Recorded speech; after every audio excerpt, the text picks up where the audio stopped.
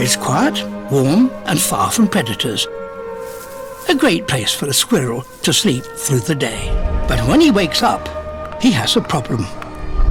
Here, there is very little food. To get to a tree where there might be some, he must travel from one building to another. And that is dangerous. But this is no ordinary squirrel. He has a superpower. He can fly.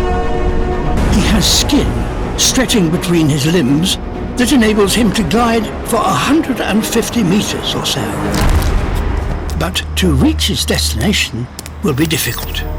Each takeoff must be from as high as possible. Because with every glide, he inevitably loses height. And travelling over the ground is very dangerous indeed.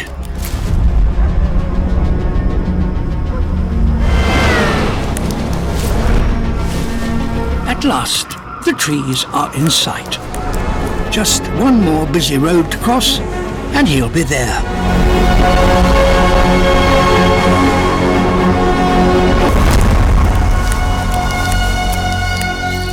Finally, a meal.